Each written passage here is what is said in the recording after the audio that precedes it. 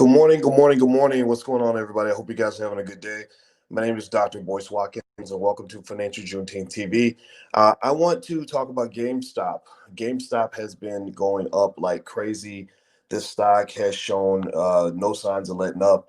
And, it's kind of a crazy thing because last night I've been following it all night long, and this stock literally, after rising 1,000% this month, almost 1,000%. It went up another 66% last night.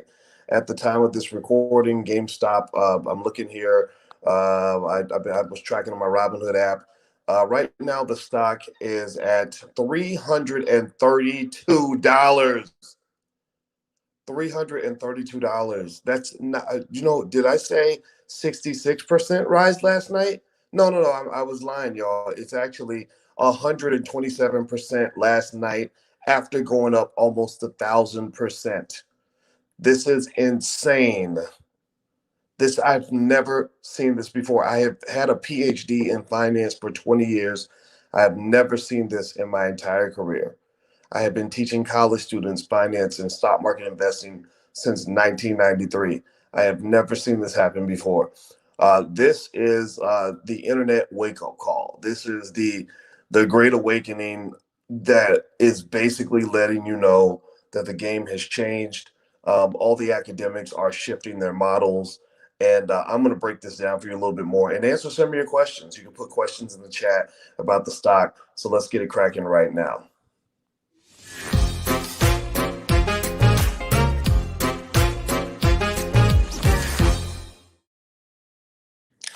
Hey, what's going on, guys? My name is Dr. Boyce Watkins. Welcome to the Black Financial Channel on Financial Juneteenth TV. GameStop. Ooh, Lord. GameStop has been doing stuff that is crazy. In case you don't know the story, GameStop was artificially inflated. Basically, there's a group on Reddit called Wall Street Bets.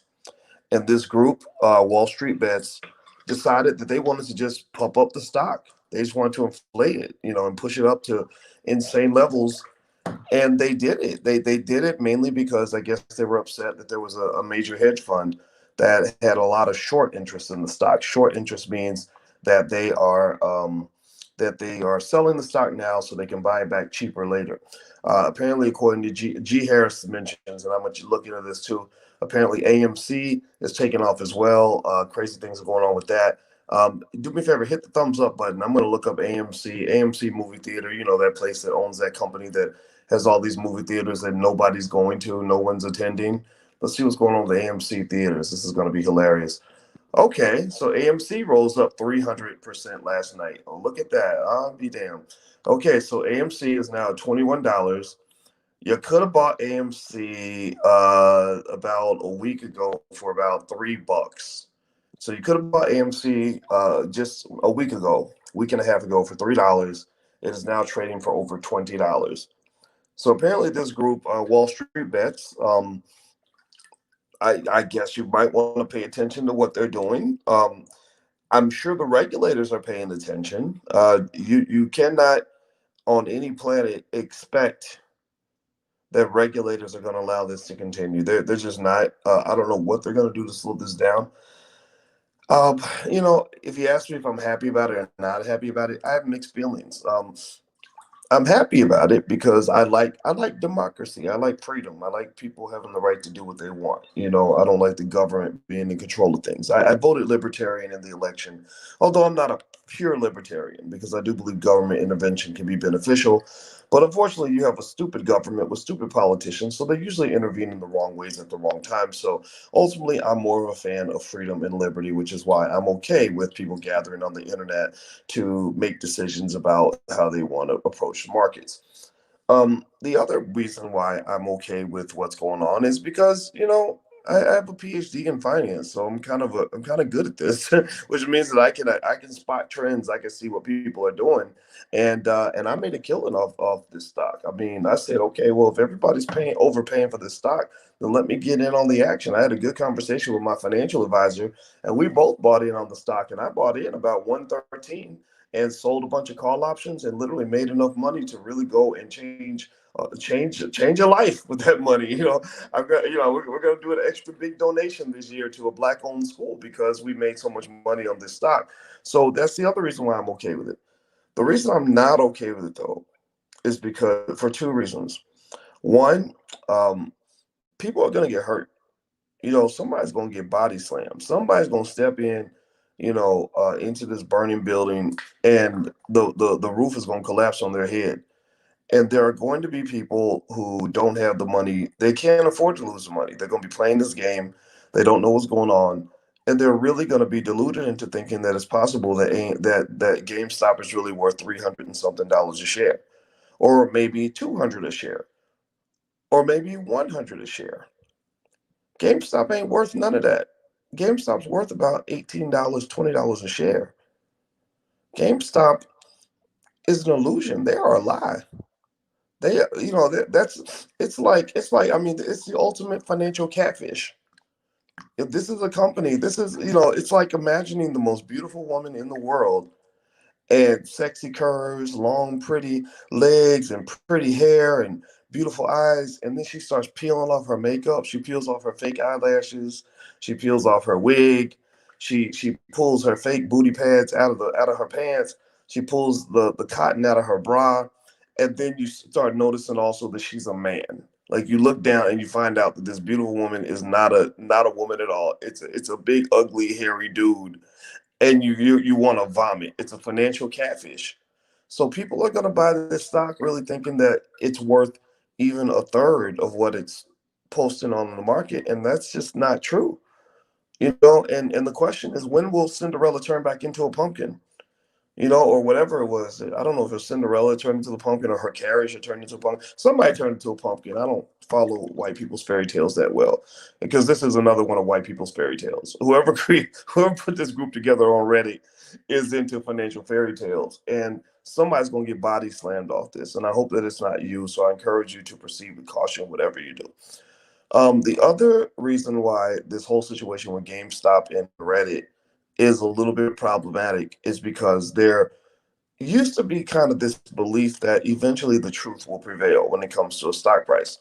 There was a belief that that at some point the world was going to come to its senses, that yeah, maybe the price will move away from fundamentals for a while, but eventually the market's going to wake up and realize, okay, you know what, this company's way overvalued. We're going to go ahead and deflate and correct. That's what they call these market corrections, right? Just kind of get down and fix the situation and get the stock right back where it's supposed to be. Well, apparently, for some stocks these days could be gone. I don't know. I don't think so. I hope not. But what this does is this really reshapes how investing is done. It reshapes how stocks are viewed. It reshapes how stocks are valued. All the models, all the financial models that tell you what the true value of a company is, are not relevant right now. But that doesn't mean they should be ignored. Remember, there have been times in the past like this. This is not the first time, this whole Reddit GameStop situation. This is not the first time you've had insanity in the markets. There was I think the first stock market bubble ever was about 300 or 400 years ago, where the price of tulips went out of whack. Everybody was paying insane amounts of money for tulips. They're buying tulips like Gucci bags. Like they just really thought tulips could be worth tons of money. And then one day somebody just woke up and said, wait a minute, tulip ain't worth this much money. What are we doing? And the market collapsed, and a bunch of people lost a lot of money. Other times this has happened. This is just a few. I mean, the market's probably done this. The investing market's probably had occurrences like this at least 100 times. 1929.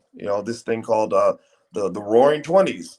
In the Roaring Twenties, you had a lot of what you're having right now. In the Roaring Twenties, you had a lot of people that would say, "Hey, my name's Bob. I'm a stock market expert, and the reason I'm a stock market expert is because I've been investing for 6 months and I made a ton of money. And anybody can make money in the stock market. And just do what Bob tells you to do." Well, Bob didn't know nothing.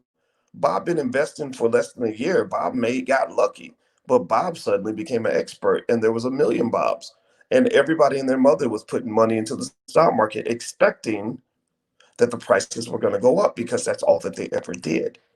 Well, then one day you had something called um, the Wall Street crash of 1929, aka which began something else you might have heard about called the Great Depression, and this is what a lot of people think is going to happen right now. You had a dot-com bubble in the year 2000. Everything collapsed. The correction came. It got messy. So I think that with this Reddit thing, In terms of what's going to happen with GameStop, GameStop's not a great company. GameStop is a garbage sort of you know economic engine. But here's the philosophical question, right? At what point does it really matter if the market price exceeds the fundamental value? I used to think about this a lot in graduate school, honestly. When I was working on my doctorate, I was like, what if the stock never trades at its fundamental value? What if the stock is only worth $20, but for some reason the market decides it's worth 100, and they keep it that way forever? There's no point where they're going to actually go in and sell all the company assets most of the time, unless you're talking about GameStop, which might have a real shot at bankruptcy. GameStop and AMC are really struggling they're teetering with bankruptcy, from what I've gathered. Definitely AMC and some of these other companies. Hertz was another company that was doing that. But GameStop, I don't know. I got to double check their financials, but I wouldn't be surprised if GameStop is really struggling during the pandemic. I mean, what brick and mortar business isn't? And I used to wonder, if the company never goes bankrupt, then why must you eventually let go of the myth or the lie that is the stock price? It's like when I play poker. I play poker, and one thing about poker that you may or may not know, poker players in the building, shout yourselves out. Poker is a really fun game to play, actually. In poker, people think that the winner is the person with the best cards, and that's not true. In poker, the winner is not the person with the best cards. In poker, the winner is the person who convinces other people that they have the best cards. If you can consistently convince other people that you have the best cards, then guess what? You get all the chips without ever having to actually show your cards. So the emperor may have no clothes. The emperor may be completely naked. You may have the worst hand known to man. But if I can take advantage of your vulnerability and your insecurities and make you think that I have the one hand that you're afraid of, you'll fold. Or I can make the stakes so high and so scary that you're going to back away and run every time I increase the bet. Then I can actually defeat you that way. So in a way, stock markets are a little bit like the poker game. They basically, you've got these market valuations of company stock, and then you got the fundamental value of the company. Here's another thing I want to explain to you guys real quick. Do me a favor, hit the thumbs up button, hit the share button, hit the subscribe button. If you haven't done it yet, please take a second to do that. And also, I want to mention to you guys, if you are a woman and you want to attend the Women of Wealth Weekend hosted by Lanesia Vet and Fly Nubian Queen, they're doing that this weekend, the 30th and the 31st. They're bringing in over 20 different female experts on everything related to making money, starting a side hustle, making money from an online course, digging deep on relationships and money, getting your business moving, all kinds of stuff. So if you're interested, you can go to womenofwealthweekend.com. There's the URL right there on the screen. And you can text me at text the word voice to 31996, and I'll text you every now and then. So feel free to do that. Okay, so here's another thing about the dangers of the GameStop situation. One big danger is that the companies are not being run by crazy, irrational, 22-year-olds on Reddit. The companies are being run by intelligent, rational, careful, thoughtful, economically analytical sharks who are watching people overbid for the price of their stock. They're sitting there and they're just like, holy crap, this is insane. What are these people doing? Everybody knows we're not worth this much money. Why in the world would they pay this much for our stock? And so here's what they do. This is what the courts have had to stop them from doing. This is what they did to Hertz. When Hertz saw that the crazy people on Reddit were overvaluing the price of their stock, you know what they did? They did it. They did actually something similar to what I did. They said, okay, well, the price is inflated, so I'm gonna go sell. Elon Musk did this. Elon Musk did the same thing. When Elon Musk saw that Tesla stock was getting crazy and out of control, Elon Musk said, okay, this is my bank, y'all. I don't need to go to the bank now. I can go to Reddit. I got people on Reddit that'll pay anything for my stock because they love me. They love the fact that I want to go to Mars. So when Tesla stock kept going up, up, up, some of y'all made money on Tesla stock. Congratulations if you did. I made some money on it. I sold it a while back, but I kept a little bit of it. So I do have some Tesla. But when he saw that going down, Elon Musk said, "Oh man, snap! This is dope. I can just issue these shares of stock, and people will pay more for them than they're worth." Elon Musk himself went on to Twitter. Anybody remember this? Give me a yes or no if you saw any of Elon Musk's tweets. He went on Twitter and literally said, "My stock is overpriced." He put it right there out there for you. Like he told you. When the CEO of the company says the stock is overpriced, you should probably pay attention. You should probably pay attention. That's like, imagine if you buy a car and you say, yeah, I'll pay 18,000 for that car. And the owner of the car says, you're paying too much. I've been driving this car every day. You're paying too much. Immediately what happened with Tesla stock is the stock dropped 10% right after that, right? Because that's what they call the signaling theory in finance. In finance, we call that signaling. When the CEO of the company tells you something, you should listen because they know more about the company than you do. It's like if a mother tells the doctor, oh no, the baby normally gets hungry at 5 o'clock and he normally goes to sleep by 9. The doctor will listen because the mother knows her baby better than anybody else, better than the doctor. So let me finish this quick point on this. Um, if you want to know how I think this thing, hit the thumbs up button. By the way, make sure you subscribe to financialjuneteenth.tv.com. We're pretty smart over here. I can help your life. We can make your life better. And some of you still maybe are a little bit concerned, don't know how. Maybe terminology is over your head or something like that. When I talk about stock options, things like that, I do have a stock options masterclass that I did, and I recorded everything. And if you want to go check out the recording, you can actually go to stockoptionsmasterclass.com. So feel free to go there. That's where I explain buying and selling options and how I select the options that I buy and sell and all this stuff. So here's where this GameStop thing is going to go. I will be stunned if the stock doesn't eventually plummet. I think eventually they're going to lose interest. The company that had the big short position that all the Reddit users in this Wall Street bets forum on Reddit that all the Reddit users were kind of rebelling against. This company announced that they sold their short position. They closed it. Basically, they got out because they couldn't hold the onslaught. There's nothing scarier than if you try to short sell a stock where the price starts off maybe at 18 and it gets pushed up to 300 and something. This is enough to bankrupt somebody, right? So I don't feel sorry for them. I don't feel sorry for any billionaire that loses $1 billion. That's your problem. But the company did announce that they closed their short position, which probably shifts the amount of short interest in the stock. So what that basically means is that the people that the Reddit users were rebelling against have pretty much thrown up the white flag. They've surrendered. They said, yo, look, okay, yo, you win, homie. I'm out. I'm going to leave. And what they're probably going to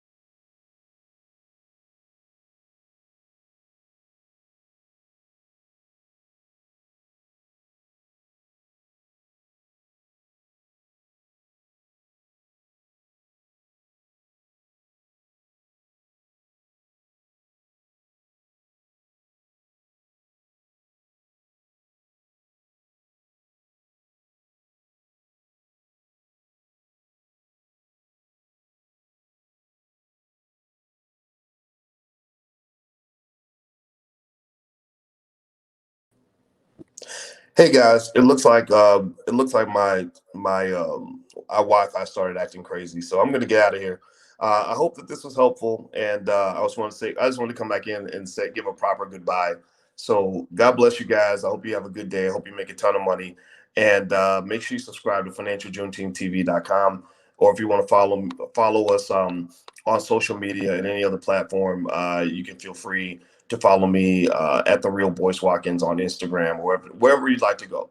So take care, guys, and have a good day. And sorry about the issues with the Wi-Fi. I can't help it, this stupid house. So I hope that this was helpful to you. I'll talk to you later. Take care. Peace.